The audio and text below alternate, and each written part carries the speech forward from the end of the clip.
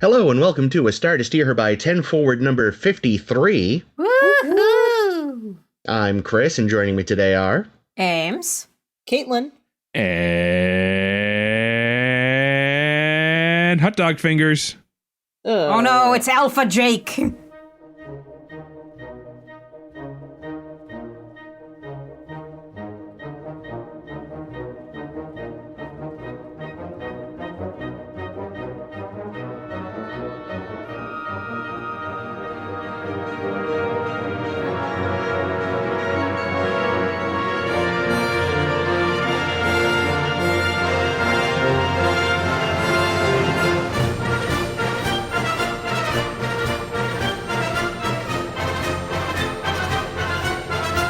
Yes, as promised last week, we are checking out the film that one could argue caused Section 31, Everything, Everywhere, All at Once.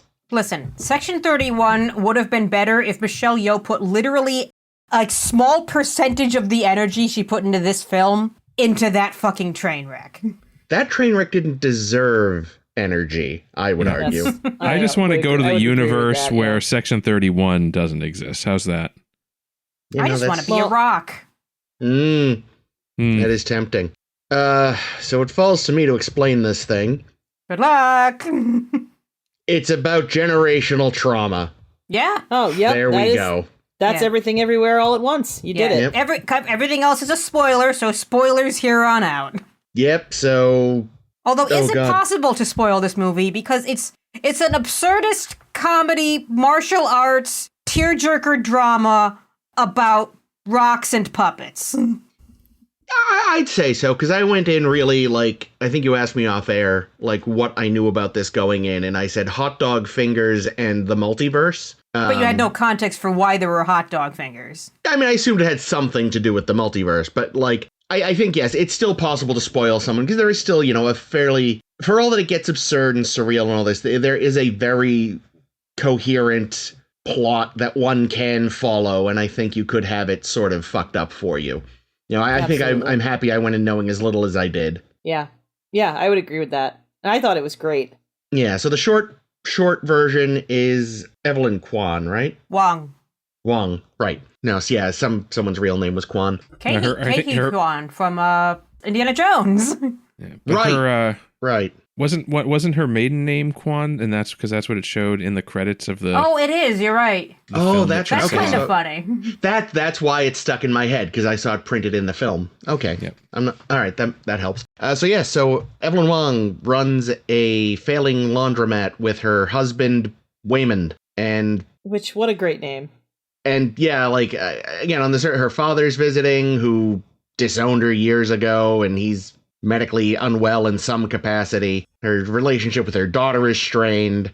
She goes for a tax audit, and then we fall into a metaphor, where it turns out another version of her broke a different version of her daughter's brain, which caused her daughter to be all of her daughters in a bizarre multiversal skip about where you can get superpowers. And it's all about nihilism and optimism and all sorts of things. And googly eyes save the day, and I love it. Yeah.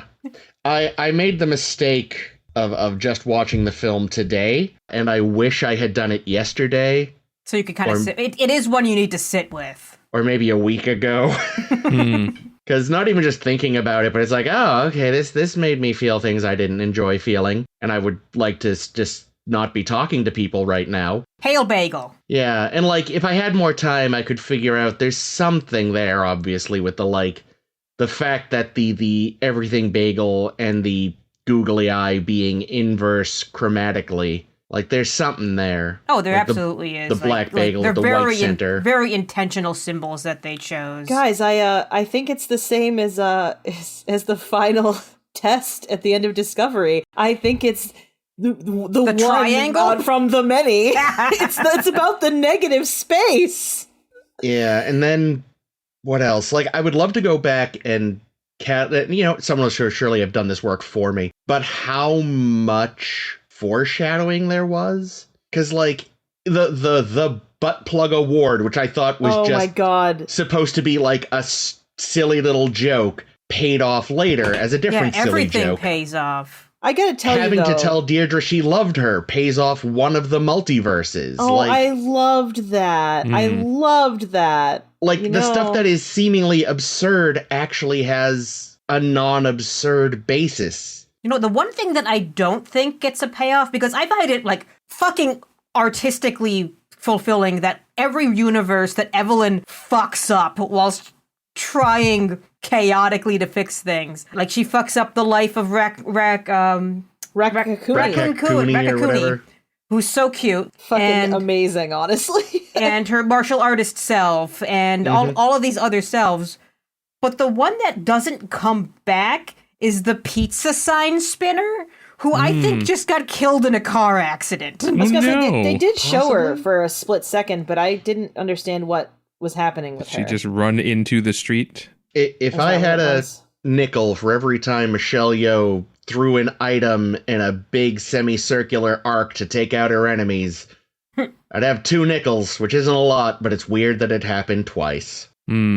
Have you seen every Michelle Yeoh film? It does. I'm sure it comes up. No, I know, but in my very limited experience with her work, you're thinking the fidget spinner. Yes, and the pizza riot shield, and I mean, honestly, it's kind of been a while since I've seen like her. You know, I haven't seen Tomorrow Never Dies or Crouching Tiger in a while. So for all I know, she does do something just like that in those as well, and I'm just not remembering because it's been a hot minute. I can't believe she was a fucking Bond girl like that. That's still I can't get over. Yep. That was back in the 90s when, like, Hollywood, like, wanted, like, a female equivalent to Jackie Chan, and they kept putting her in things that didn't necessarily suit her. Oh, speaking of Jackie Chan, that brings up a note I found, because I didn't take a ton of, I didn't do a ton of research into this, because the film emphatically stands on its own. Yeah. But I did read that the script was originally written by the Daniels for Jackie Chan in the lead role. Yeah, until they kind of decided, no, the protagonist should probably be a woman because the husband-wife dynamic and the mother-daughter dynamic, and also I guess the daughter-father dynamic with Gong Gong, tells an entirely different story. Yeah, and like, let's be honest, I don't think Jackie Chan's like the best actor. Like, he's competent, but I don't think he could have pulled off the emotional scenes. He's probably better in, well, I don't know. That's the problem. I don't know if he's actually good in, because I've seen a couple of his like Chinese films, and it's like, if you don't speak the language, it's hard to tell sometimes if someone's actually a good actor in it. I don't know. Yeah, you're distracted by all the martial arts he's doing. You're like, he must be good. He can punch and kick. Yeah. It actually, though, I have to say, does not surprise me to hear that this was originally going to be would like it to be a Jackie Chan property, because there was a scene when they were, I think it was when, oh my God, there was this one scene, maybe it was like in the kitchen or something. It was when the powers had been lost between Evelyn and that other guy. And they started like kicking like a weapon sort of like between their feet. And like, it became very like what I would call like karate slapstick. Yeah. And it reminded me a lot of like Rush Hour and stuff. Like, it felt very Jackie Chan. So even if they didn't have him, I mean, I guess it could have been written that way to begin with, but it might have just been like an homage at that point. I'm sure there's a million homages in this movie. Yeah, I mean, Ratatouille just one of the funnest ones. I loved it, and I'm like, does she mean? At first, I was like, okay, is this a situation where we're not saying Ratatouille because we legally can't say Ratatouille, which I didn't think was the problem, because I think as long as you don't have it written down, no, it's intentional. It's usually okay. Well, yeah, and then. Right, exactly. So the fact that it was like, oh no, it's actually just that she doesn't remember the name of it, and like she's mixed it up. Somehow that having happened causes another universe to exist in which not only is the movie Raccoon Cooey, it's literal and happens in real life. Raccoon Cooey is just so good. Apparently, Randy Newman plays the raccoon. I saw that. Yes, that's hilarious. Okay, it's funny that you say that too, because I thought it sounded like they were using Randy Newman to do the music. So I didn't know he was playing the raccoon, but like I was like, oh my God, they got the Toy Story guy to do like soundtrack for this. That's hilarious. I don't know if he worked on the soundtrack. Everything about this film, uncredited as the voice. Yeah, almost everything about this movie seems to have like. Evelyn has her own Wikipedia entry separate from the film. Mm-hmm. Wow. And apparently the score and the score and the soundtrack took like a couple of years for the people doing it to put together. Hell, I think each Evelyn should have her own Wikipedia entry. There's a ton of Evelyns. Fair. Right. Yeah, I mean it's a bizarre mix of exceedingly straightforward and exceedingly complicated simultaneously, which that's impressive. So you might say it's everything everywhere all at once. Hey. Yeah, I mean, in this film, I mean, I don't think it was huge in terms of popularity when it was in theaters, but it made $140-ish million off of a budget of about 25. Yeah, and I've even heard me. That budget is exaggerated. Like, it was probably less than that. Wow, that's impressive. The joke I read that they said is, oh yeah, we made this movie off of what like a Marvel movie pays in craft services. Yeah. Well, because what's interesting is like I don't feel like I was very aware of it until it swept the Academy Awards.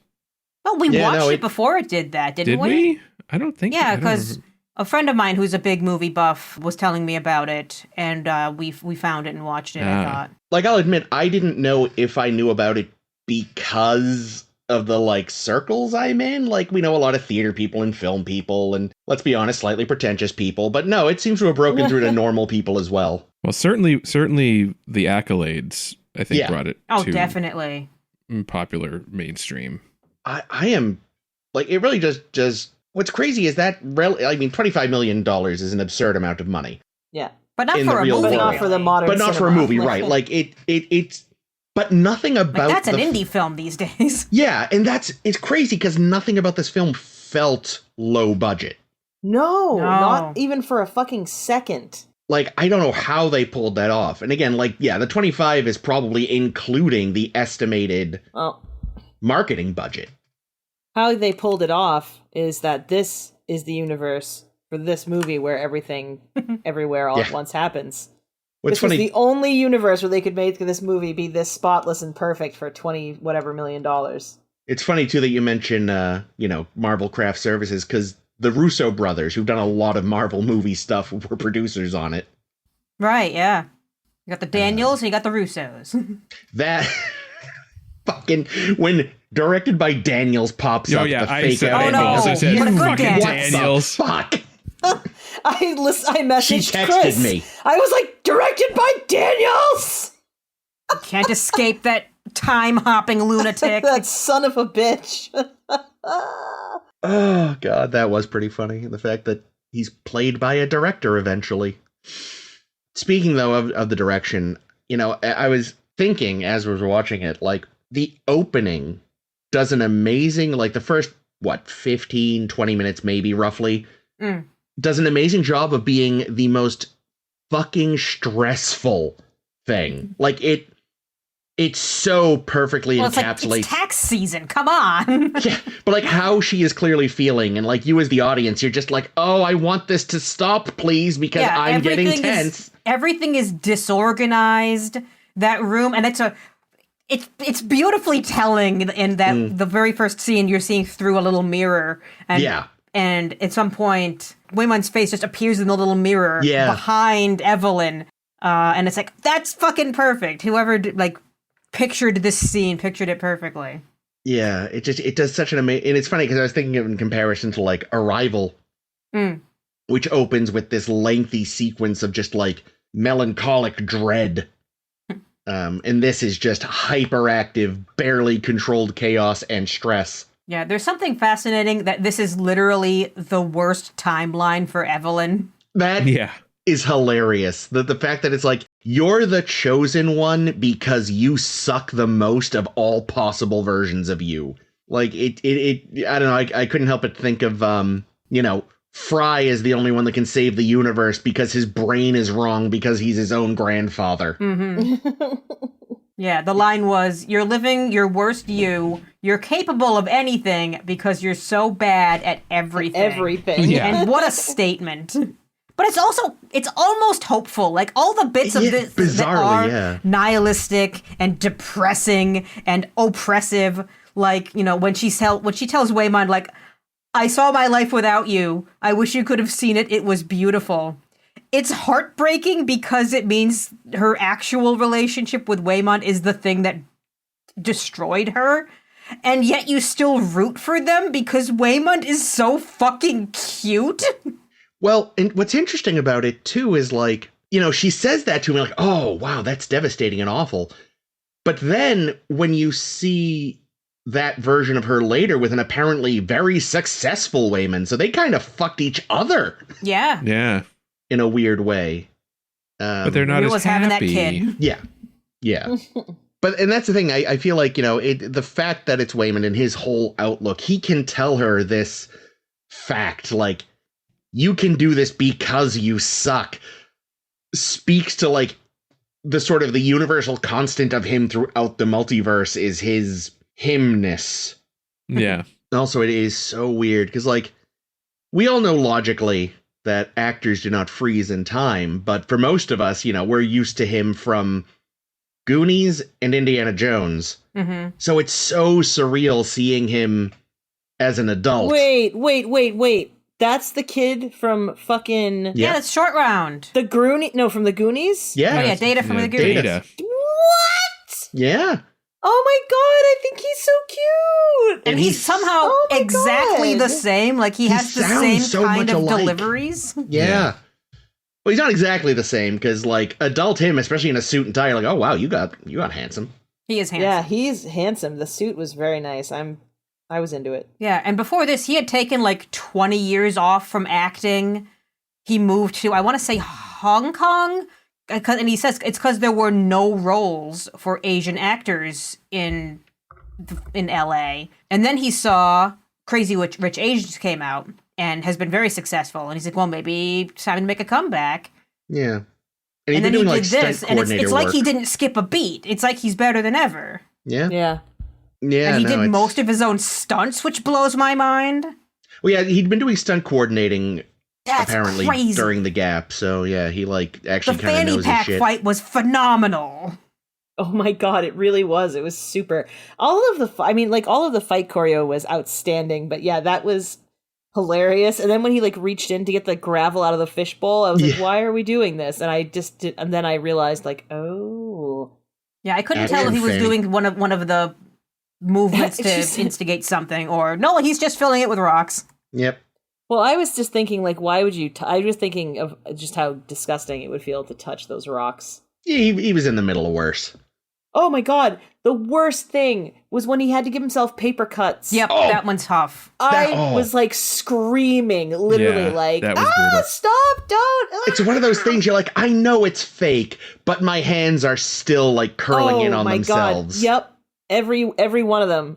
Especially the thumb. I actually just looked away when he was doing the thumb. I was like, I can't watch that. I can't do it. Now you don't even see anything. You just But know. no, when he what did the that feels thumb, there like. was like a splash of blood. Oh, I missed that. Oh, Ooh, yes. maybe I was looking away. I figured there would be. That's why I didn't want to watch it. I was like, oh, it's about to get worse. I just really hope he didn't accidentally actually give himself one, because, Ugh. like, if I was him, I'd be insisting, no, you're using, like, a clay stunt hand or something. Like, Yeah, I or am you're not putting risking something on my hands that it can't cut through, like a Yeah. little layer of super glue or something. This. Yeah. Ugh, Ugh, even thinking God, about it now. awful. I'm sorry. I just No, had it's to bring okay. it up. It was so effective and so awful. I mean, the running leap onto the butt plug trophy. Yeah, that's an God. injured man. That's a man who's going to be shitting blood for days. I was thinking that too. I was like, it's improbable because it's gonna fucking literally kill him. That like No, it also had a flared improbable. base.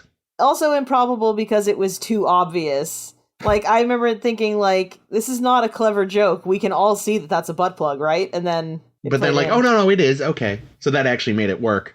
Yeah, they just embraced the absurdism, which I'm super behind. Yeah. Well, You know, I think I always think that I don't like absurd comedy, and then I watch absurd comedy, and I'm like, it's fucking great, actually. When it's done well, it's great. When it's done, because there are like absurdist comedies that it's just like randomness is cool, and that's all it is. Yeah, It's like randomness for randomness' sake. But Oh, this yeah, one no. has purpose. well, it's like you said, there's so much payoff payoff for yeah. a lot of Yeah. it, too. so that Pinata people was great. Oh my Drawing god, when they're people just were hanging great. there was so funny. Rock. Everyone loves Rock. The rocks are my favorite. Rocks. Every With single googly eyes, frame, no less. every frame of rocks, I want to have like as an inspirational poster on my wall. Like, just be a rock.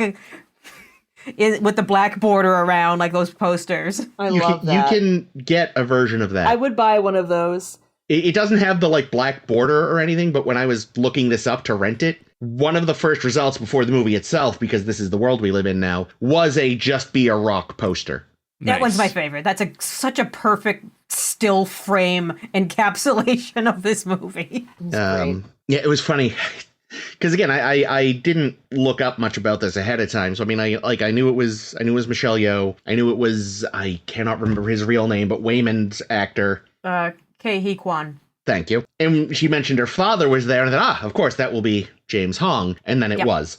Yes, I was like, of course. Well, fair enough. Was there any other choice? I mean, Well, yeah, but I mean, He was must- very old, so the answer could have been not James Hong. it must suck to be like, again, like it's true. Like you don't tend to see a lot of. I mean, again, it has been shifting recently, but like if you're an old Asian man in Hollywood, you must be sitting there just waiting for James Hong to die so you can take his No. role. Jesus Christ. This not- went places I was not expecting. I'm James just- Hong is a national treasure, No, okay? I don't want him to, Of but I'm just saying multiple nations. if I was an elderly Asian actor who wanted like, because he's everyone's like first call. Oh, yeah. I'm just saying right now, if he drops dead, He is 97. I'm blaming you though. Oh, man, he's 97. Yeah, So dude, even- he's wicked old. It's incredible. And this movie is only 4 years old. 4 years old. So he was in his 90s. Yeah, I think he was in this. 92. I think I saw when And filming he was this. fucking just Wow. marvelous. Yeah, Yeah, which oh, is he why they looks had a great. ton of stunts people acting as him. Well, I'm sure, but still, like, But I hope he's I been am. he's been famous for like 70 years or something, you know? Yeah, he's one of those guys that like he's been around so long. Like even when I think of some of the earliest stuff I know him from, like the stuff, like he was old in Blade Runner. Yeah. Well, he's really only middle aged, it turns out, but still, like he was already middle aged in the 80s. Well, yeah, but he was born in like the 1920s, so he already Yeah. he looked like 3 times older than he was Yeah. by Yeah. virtue Well, they of also had him under all that fucking makeup to make him look even older. But I thought the aging or de-aging wasn't too bad. I think because they only showed it generally pretty briefly and never lingered, and yeah, they didn't Oh, and those overdo it. flashback scenes, which are a little Yeah. bit fuzzed anyway. Yeah, but they're had supposed to an look like effect on them. memories, you know? Well, I'm just saying, like, they did a damn fine job of it, especially if their budget was only whatever 20 whatever million. I did I've seen Yeah. love that. worse. That's the most surprising thing to me, that it was Yeah. as low budget as that. I did love too that, like, for the footage of Evelyn on the red carpet, it was clearly just actual red carpet footage of Michelle Yes. Yeoh's real career. Yeah, I mean that whole universe is just the normal Michelle Yeoh universe where Yeah, she's playing herself. Yeah, it's just her name is Evelyn somehow. Yeah, I did read they were also originally were planning on naming for a while they had the character named Michelle. Until Michelle Yeoh said, "That's no. This character deserves to like be her own distinct person who is not me." I think that would, if they had made it, explicitly or implicitly that it was just Michelle Yeoh, I don't know. Well, 'cause that then kind of ruined the problem something is- for me. Like, that's almost a little too meta, and then the question becomes, so wait, is Waymond, or that universe is, like, then Waymond is actually Data. yeah, like, is then every actor in the film sort of becomes, like, it gets fuzzy. Yeah. So yeah, it's better to have it just be kind of a semi-meta joke as opposed to a blatantly meta joke. Plus, like, no offense, Julia Roberts did it already, bitch. I was thinking of that's from one of the Oceans movies, apparently. Well, and actually, she did it twice, really, right? Because isn't it her in Notting Hill as well? I No. haven't seen it, so I don't know. No. Who's the one who's in love with what's his name in Notting Hill? Isn't it Julia Roberts? Yeah, why? Does he have a thing for Julia Roberts in that? Well, Or no, something? but like she's basically just playing like the big actress. Like Oh, she's not yeah, called but she's Julia not Roberts, called. but she is Julia Roberts. Yeah, no, but basically, you know? in one of the Oceans films, like, Oh no, Julia I know Roberts. she plays a decoy of Julia Roberts. Yeah, which is or whatever. stupid. Well, they were really hoping they got Julia Roberts when they wrote that script, huh? Oh. Ha ha ha. Oh, come on. That's a good joke. Terrible Ugh. movie. Good joke. Well, fine. I guess I'll take it. Yeah. I think probably my favorite sequence in the film, just in terms of like ridiculous action stuff, is the Jobu Tupaki hallway fight scene where she, with the dildo nunchucks? My God, yeah, yes. but I mean, like, everything, even just leading up to that, just like making the guy vomit glitter. Like in Starfleet Academy. Yeah, there you go. It was like an R-rated The Mask. Yeah, I remember thinking at the time. There was like much of The Mask. Oh man! Well, all you need to know is it's perfect.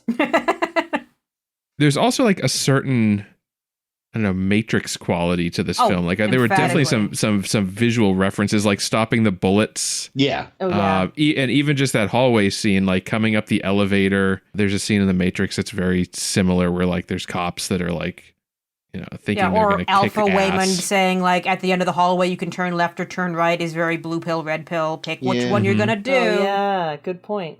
Well, and then even before that, I mean, it's funny because we're going to be doing this next week, but like when Morpheus is trying to walk Anderson through the office, stop, go left, go right. No, blah, blah, blah. Yeah. But yeah, it very much it wears its references on its sleeve, but not like it does it well.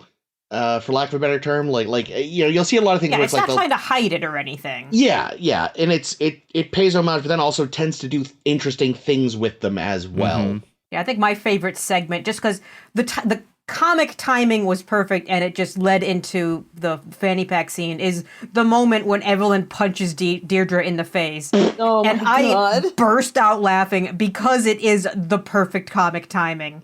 Yeah. And then we get Waymond eating the chapstick, which is so absurd, because the first time we've seen something this fucking absurd. And then we get into the fanny pack scene from that, and it's just paced brilliantly. Yeah. Like, despite being, what was this, 2 hours, 12, 2 hours, 20 or something like that, it doesn't feel long. It feels like it's always moving. Oh no, it zips, and the pacing is really good. It absolutely is. There's not a second of lag in this film, Oh, yeah. Yeah, I think the one thing that got old to me after the millionth time we saw it was anytime anything happened everywhere all at once. Michelle Yeoh got that burst of like wind effect in the face to show something's happening. And it's like, I get it. We've seen the wind in the face literally 200 times already. See, I think at some point I stopped noticing it, so I didn't realize they kept I never doing don't notice it. I was going to say, I'm not sure if I ever noticed it. So we're... Clearly, we're representing a spectrum of reactions to that. But then I can forgive it, because when we see things like that montage, which is every possible Evelyn kind of smashed into this one like still frame of her face, and some of them are like an anime style, and some of them are like the piñatas and shit, and some of them are like puppets of some kind. I was saying right after I finished watching, like, I'm sure somewhere out there there's a nerd who has already done this, but like I hope that there is like a list or a bunch of screen caps of every one of those Every things. one of them. I want them. Because some of them had words too, so like I want to know what those words were, I love during I want to get National Treasure on this bitch. I love or whatever. during... What's it called? Is it National Treasure? Yeah. Oh, good for me. All right. That is what I meant. That's the Nick Cage movie?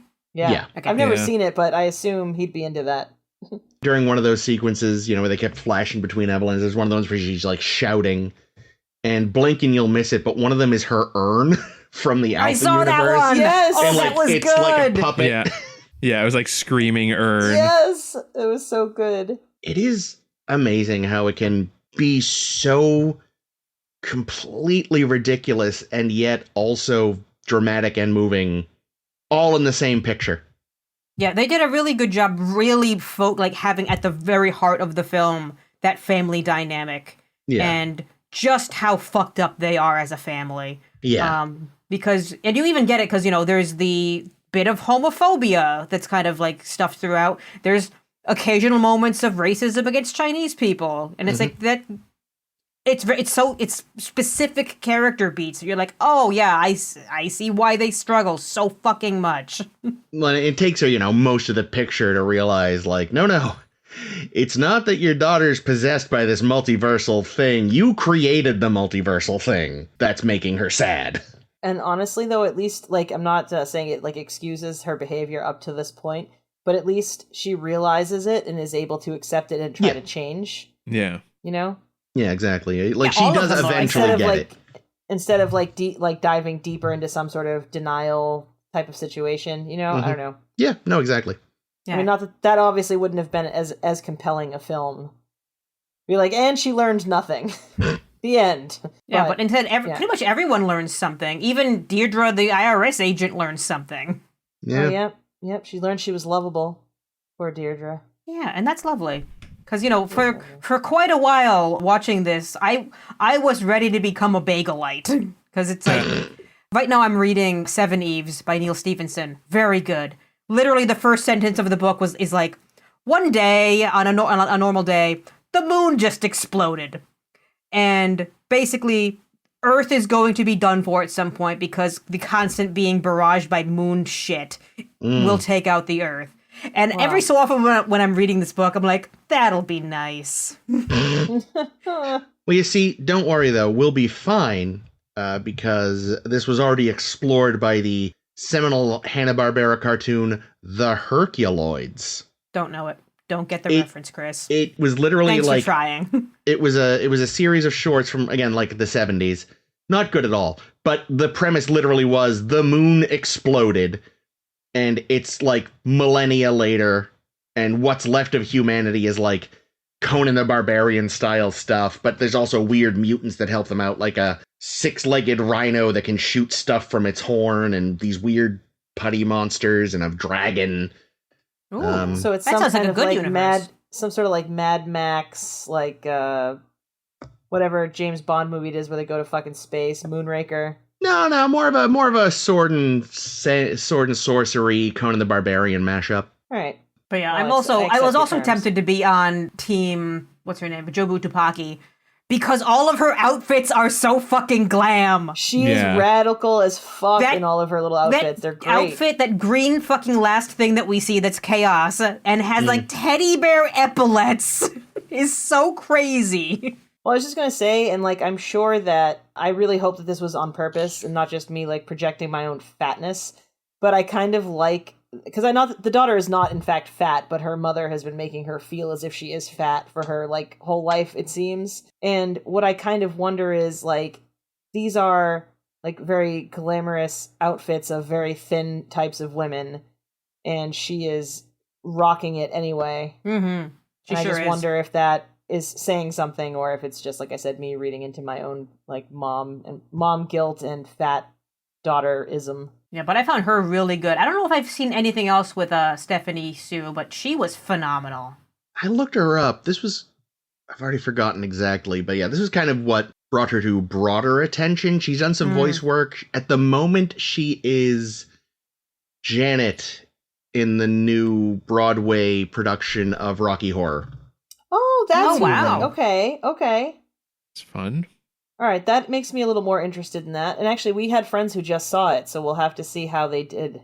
Yeah, I have to say, holding up Michelle Yeoh's performance in this film next to Section 31, or frankly, most of Discovery, is night and day. Like, she is in this film, like, she's truly a phenomenal actress. You know, a well-earned Best Actress Oscar for this. Hardcore. But like, her performances in Discovery are just not comparable.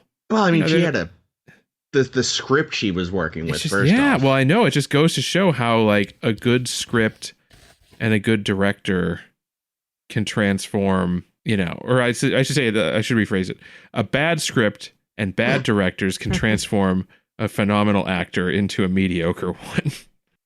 Well, I think too, let's set Section 31 aside for a second. The tricky bit too is like, I feel like TV direction is such a different beast. Cause like, and I think we've talked about this before, where it's like with TV direction, they swap out people constantly. And it's like episode by episode. Yeah. And it's like, they're really there to make things functional. Cohesive. You know, yeah, it's not the same kind of thing. You know, you don't have this relationship with the actor. You don't sit there and do deep dives in the same way. And even if you do a little, it's different because it's like every director has their own thing. So it's like, how much do they spin the camera? I think Frakes gave more attention to the camera's character than to any of the characters. Yeah, well, that's the thing. That is sort of what TV direction is unfortunately. it is interesting too, because like I was talking yesterday about the fact that one of the earliest episodes of Columbo was directed by a very young, pre-famed Steven Spielberg. And he does interesting things you don't tend to see in TV shows. It's like, yeah, this is why he didn't stick with television. But yeah, and there's definitely like some good moments for Giorgio, especially Prime Giorgio. Yeah, before Prime she's killed Giorgio. off. Yeah, but that's, we see her for all of An episode and a half. Yeah. But I think that what it is when you're a TV character, a recurring TV character, a lot of it is more on you because the directors come and go. Yeah. So yeah, you're even more sort of at the mercy of scripts than you might be. Yeah, otherwise. and in the scripts they decided. I don't know what they decided for Empress Giorgio. They decided she was a caricature of a villain because she's mirror universe, but she's also redeemable even though she's a monster. And how do you act that other than cartoonishly? I don't know. Yeah. You got to ask Michelle Yeoh because it was funny. And there's moments of greatness in there, but yeah. But again, she can only do so much with what she's been given. Oh yeah, for sure. Yeah, like that scene. I always bring it back to that scene where she's in that cell with captured mirror Michael. Yeah. Telling the story of the lightning bugs. Yeah. Great scene for a character I don't like, but I can applaud that moment. I did remember you pointing out, one of you, I forget who, last week, talking about the hug fighting at the end of Section 31. And it's like, oh, they stole that from this too. Except it was better here. Again. It's so much better here. Because were they just trying to do everything everywhere all at once? Because they fucked it up bad. They should have ripped it off more. The reason Section 31 didn't work is because they only had 2 universes. Oh, yeah, that could be it. They should have full on, what was it, Parallels? Right. Is that the one with the multiple wharfs? It is, yeah. Every wharf, everywhere, all at wharf. I don't know. All at wharf. That's good. That was good. Yeah, I enjoy that Waymond fights with kindness, and that's that's kind of the lesson is why is every instance of this a huge fight when Evelyn goes and just makes everyone's life better by giving them a thing they want, like the one guy that just loves being spanked. Yeah. I see it as, like Jobu Tupaki is fueled by this nihilistic point of view, and what Evelyn ultimately defeats that by saying, well, yes, in an infinite multiverse full of infinite possibilities, meaning can be hard to come by, but it's created through like the choices you make and the relationships and what you essentially what you give to it, and they even like what you get from it. They don't even fully like just say like this is untrue. They just sort of turn it on its head of like, it's not like nothing matters how miserable. It's more like nothing matters, so just enjoy yourself. Yeah, exactly. Yeah, like give meaning to the things that are meaningful to you. And it, it's reflected really well too in the even the fight choreography, because when, she starts to listen to Waymond, like you notice during the fights, generally speaking, she's mostly just deflecting more than attacking, which I think is a clever use of like fight choreography in narrative. Yeah, totes. I gotta say too, with the guy that was into being dominated, he kind of looks like Frank Oz, so that was very weird. I don't know if I've ever seen a picture of Frank Oz. I was just thinking the same thing. Like, I wouldn't know Frank Oz. Looks like Yoda, I think. Kind of looks like that guy. Yeah, like a slim, nerd with glasses. Bald guy with a mustache and glasses, yeah. Was Frank Oz some kind of secret kinkster? Is this also an homage or a reference to something? That's why do you think Miss Piggy is the way she is? Ooh. Oh my god. Yeah, also I was thinking very hard that denouement montage where it's just every Evelyn all at once is what the Red Angel montage at the end of season 2 Discovery was trying to do, but mostly being confusing because it didn't earn that montage. Whilst this one emphatically does. Yes. Yeah, man, I just loved this a lot. Yeah, no, it was very good. Like I said, I do wish I'd had more time to sit with it because I'm still processing a lot of how it made me feel. And also what I on the saw. second watch, it is still very, very great. Yeah. Oh, no, I don't doubt that. But I'd be a little more... Like, even going in knowing that, yeah, I knew there was, like, themes of generational trauma and stuff like that. But I was like, oh, yeah, no, this is still... Yep. You know, and even if there's also, the fight with the dog was great. Oh my god, the fight with the dog. That poor dog. With the big-nosed woman. Oh my god, that's so cute. Yeah. All right, so which universe is everyone's favorite? Anyone except the hot dog fingers one. Yeah. But then you so have so much more use for your feet. Yeah, I don't... No, thank you. It's, again, that really, though, points to, like, how crazy it is that this seemingly gag universe ends up managing to... When it switches into being serious, it works. And it's like, what the fuck? How? It does. Yeah, it definitely works. And I buy the two of them together. And I know this is what Jamie Lee Curtis got Best Supporting Actress for this. And Yeah. Good for her. like everyone got awards for this, and it's phenomenal. It's interesting, too, because I was looking up the directors, Daniels, and they're actually the same guys that did Swiss Army Man, which is a movie I've been meaning to see. Ditto, yeah. I just added it to Jake's in my queue. Yeah, and now I really know this looks interesting. Yeah, because for those who have not heard of Swiss Army Man, it is the movie where Daniel Radcliffe famously plays a farting corpse. I do love me some Daniel Radcliffe. Yeah, so the premise, I don't remember exactly, but like a guy winds up shipwrecked or something, and it's him and a corpse, played by Daniel Radcliffe, which he then like repurposes into a vehicle somehow. Like, yeah. I'm excited. Yeah, like I've been, again, it's always been kind of something like so strange, but I was like, one of these days. But knowing that it's them, and it's like, well, these guys clearly know how to balance strange and watchable, so... Yeah, and impacting, too. Like, yeah. Yeah, because by the end of this, like, you feel a lot by the end of this movie.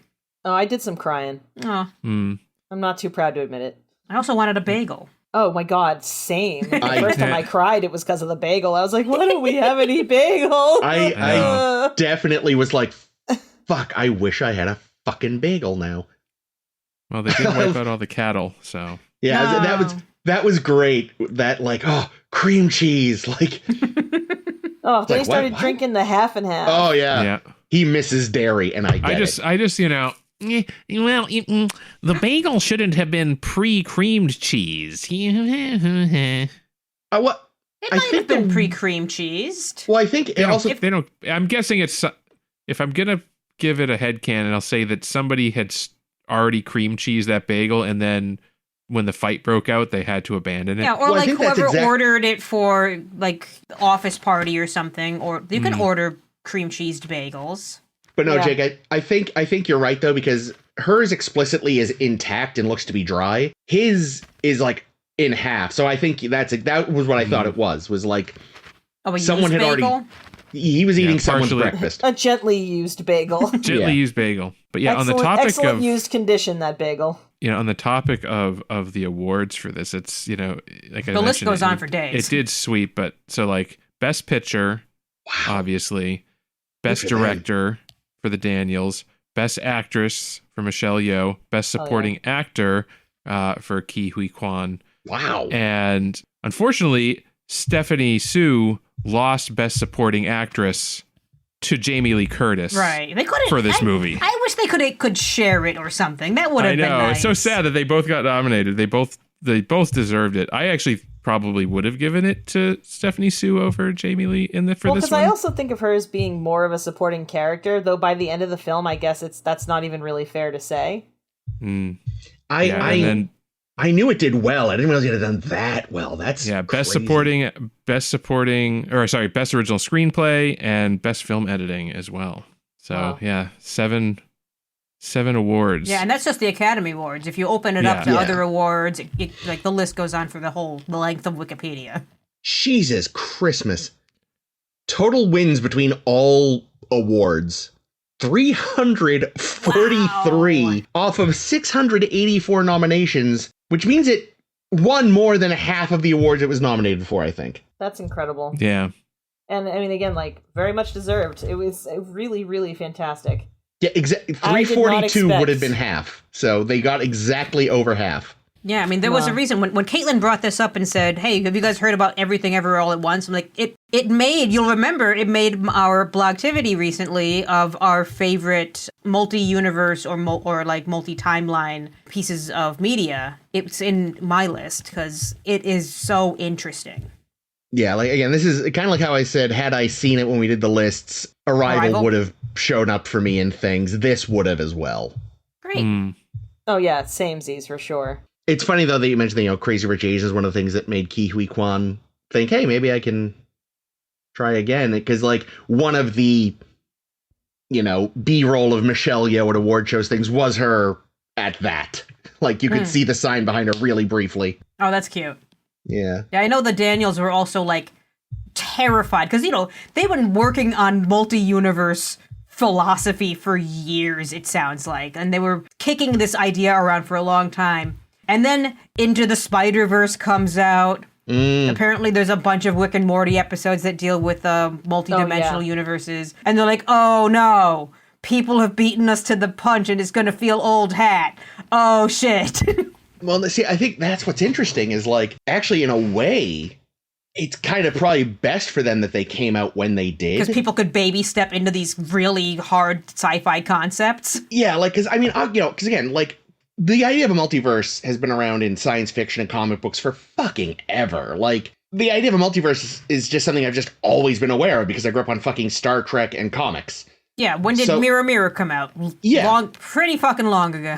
Yeah, so, like, I've been aware of the idea of a multiverse as long as I've been aware of the idea of a universe. But for folks who weren't as big into genre stuff necessarily, like, Into the Spider-Verse really deserves a ton of credit for making that idea super wide, like, introducing it to a much broader audience. And I don't think it's a coincidence that, like, after that came out and did as well as it did, that even, like, mainline Marvel, because that's one of the Sony offshoot ones, the Into the Spider-Verse, like, because they had run out of ideas after Endgame, started falling back on multiverse stuff, because they were like, all right, the audience is primed for this shit now. So in a way, like, I think, it probably still would have done well, people still would have liked it, but I think it honestly probably helped that everyone, even your, ordinary non-nerds had gotten, like, an introduction to the multiverse. Yeah, and I also feel like it's explained well enough that if you're here for the martial arts of it and the Michelle Yeoh of it, and you want to see how Short Round grew up, I think it's still accessible enough that you're going to at least go with it instead of like being like, I don't understand, I give up. And I think what's good, too, is, like, they came along at a good time, because, like, at that point, there'd mostly been Into the Spider-Verse and Rick and Morty, and it was kind of before everyone started leaning on it. Now it's just like, okay, we fucking stop. The only multiverse thing now would have been too late. Yeah, like, the only multiverse thing that's allowed to come out now is the third Spider-Verse film, and then we all stopped for a while. Because I haven't even seen the second one yet, but it ends on a cliffhanger. So they need to do the third one so they can close the story, and then we're done. Well, I'm fine with that. Oh, and the live-action Spider-Noir series, because that's so fucking demented, I need to see it. And that's Nick Cage, isn't it? It is. That'll be interesting. They're going to release it in both black and white and color, and you can decide which one to watch. Oh, black and white, obviously. Kind of can't believe that they're even considering doing it any other way. Yeah, we've hit all my notes because I just found this was just a phenomenal film. Yeah, it's really enjoyable. Yeah, it's a nice tonic after goddamn Section 31. Oh gosh, yes. Random thing I noticed is that Ke Huy Quan's wife was the translator, apparently. Oh, really? Because when I was reading the credits, I noticed there was a Chinese translator, Echo Quan, and I was like, oh, that's a great name. I don't know if that's a stage name or actually, like, their given name. And then when I was looking up his Wikipedia entry later, I noticed his wife, Echo Quan. It's like, oh, look at that. And I doubt there's two Echo Quan, so it's probably the same woman. She does not have her own Wikipedia entry, though, so I cannot confirm if that is her birth or stage name. Did you check his Wikipedia for his marital status? What do you mean? It does say spouse Echo Quan. Oh, yeah, no, sorry. I'm sure that Echo Quan is his wife. I just am not... Oh, I see. I'm not positive, again, if Echo Quan is her given name or a stage name. Again, I assume there are not two Echo Quan, so I assume that is her as the translator in the film. Yeah, just the tiniest touch I read on IMDb somewhere. that Evelyn speaks to Gong Gong in Cantonese, but speaks to Waymond in Mandarin, and speaks to Joy in Mandarin and English. Yeah, cool. Who was this that did this? Evelyn. No shit. So just a little additional divide between each generation of people. Yeah, that's interesting. That's obviously a cultural thing I completely missed. Because I think, I'm sure someone who knows way more about, like, China than I do, that might be part of the reason for the disapproval, even. Like, if they're from different backgrounds that have, use the different dialects. Yeah, because when Joy is trying to speak to him, he says, your Chinese is still terrible. Yeah. It's probably because she's trying to speak Cantonese, which is not one of those languages she knows very well. Well, Cantonese and Mandarin are completely different languages. Exactly, yeah. It's not like one's a variant of the other. Like they're completely totally different. I was talking to my boss at work. It's originally from Hong Kong. And so his family, he grew up speaking Cantonese, but he's sending his kids to Chinese school to learn Mandarin, and I'm like, you're not having them learn Cantonese? He's like, no, nobody speaks that. Oh wow. He's like, it's like a dying language. If you want it, like when people say Chinese, they're talking about Mandarin now. So yeah, I remember learning years ago in probably middle school, so my knowledge might be vaguely misremembered or slightly incorrect, but like one of the big deals about sort of unifying the nation was that, they sat down and were like, all right, we got a bunch of different dialects. Just getting everyone to speak the same language is going to take probably a while and too long. So they was like, all right, look, we're not going to make you all speak the same language, but we are going to have a unified written language. Mm-hmm. So that somebody, I don't know who, probably a bunch of somebodies with brains I can't even begin to comprehend, sat down with all these dialects and made the written language. We're like, all right, so that you could at least write to somebody else in China and you would always understand one another. I didn't know that. That's fascinating. Yeah, I, again, double-checked my facts. This is stuff I'm vaguely remembering from 30 years ago. It's an interesting thing. I was talking to another guy I work with who's Polish, and evidently Polish and Ukrainian are extremely close linguistically. Their border is shifted back and forth so many times. Yeah, well, exactly, because they've just been those countries have basically been one country at various times. But like the language, like a Polish person can generally understand and speak to a Ukrainian person and vice versa, or at least enough that they can get by. But that the written languages, Polish uses like a Western Roman alphabet. Oh, is Ukrainian Cyrillic? And Ukrainian uses Cyrillic, so you cannot read each other's writing. So it's the opposite. Yeah. Yeah, and Cyrillic was introduced by, I want to say, missionaries or something? Yeah. Anyway, bit of a language tangent, and again, that was very Arrival. Cool stuff. Which I feel like, again, if I'd had more time to think this through, but again, there's sort of the parallels to Arrival, like seeing all of time at once versus seeing all of everything at once. All that kind of overlaps. It's weird. Two very different films, but with a lot of similarity and very, very different tonally. I do kind of wonder if maybe part of the way they saved money, I half wonder if the dress Evelyn wore in the movie universe was actually just one of hers. Yeah. See, I bet you they saved a lot of money because most of the film takes place in an IRS agent's office or in a laundromat. That's true, and they do such a good job of making it feel like it is in way more locations than it is. Yeah. Like, I have seen movies that legitimately take place in more places that feel... all at once? more constricted. Like, what immediately springs to mind for some reason is The Man with the Golden Gun, which, like most Bond films, takes place in a couple different places, but doesn't feel like it. Like, the bulk of it takes place in Thailand, but it feels like it only takes place in Thailand, which itself has a lot, but it feels like it's in the same area the whole time, too. It feels so small, whereas this, which has, like you said, like two principal locations, feels like it's so much more sprawling. It's astounding they managed that. Yeah, I mean, the production design gets a lot of credit on this film for just, I don't know, the atmosphere, the set decoration. They can make, an IRS office transform several times throughout the film to look like a different place, and it's very. And same for the laundromat too. Yeah. I think it was in, oh God, Mr. Sunday Movies or something like that. I was listening to this morning that when they did that scene where Deirdre is jumping down a staircase at Evelyn, and they're like, oh God, are we gonna have to build a staircase set so that we have somewhere to put the camera? But they just happened to have, like, right there, a staircase set that, like, right at that side, there was just a room. So it's like, great, put the camera in that room. We can just film right here. Save a ton of money, probably. You can do some really interesting stuff with brutalist architecture, especially interiors. I think I mentioned it before, but the game Control takes place inside an ever-shifting brutalist office space, and they make it very interesting. We about ready to call it? I don't have any real deep thoughts. It was very good. Glad I finally got around to it. It'll be worth watching. I think we had plenty of deep thoughts. We talked for just an hour about everything bagels all at once. That's true. Delicious. Bitch, I still want a bagel. Dude, similarly. Seriously. You know what I'm doing I tomorrow. have to go get some bagels.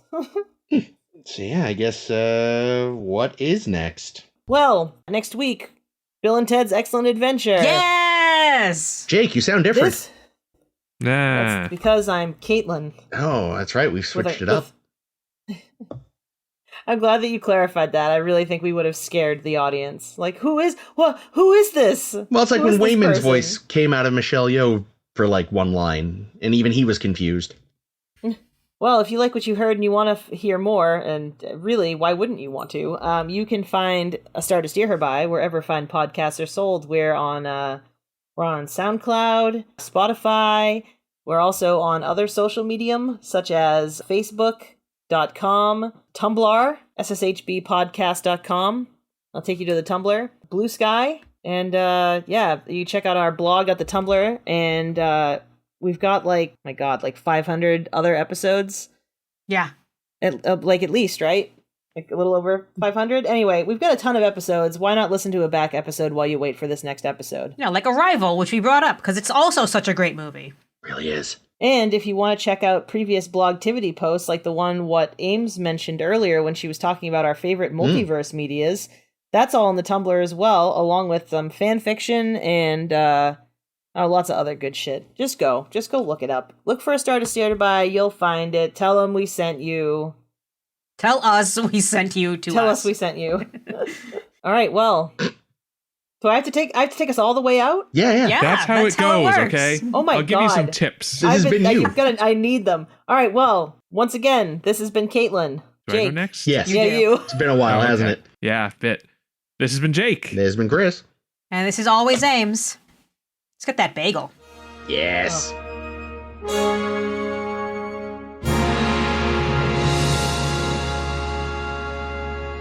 Have you seen him in Something's Gotta Give? No. It's a pretty stupid, like, old agey rom-com, but it is some of the best Keanu acting I've ever seen. Yeah, no, I will die on the hill of it being probably the best performance he ever gives. Wow.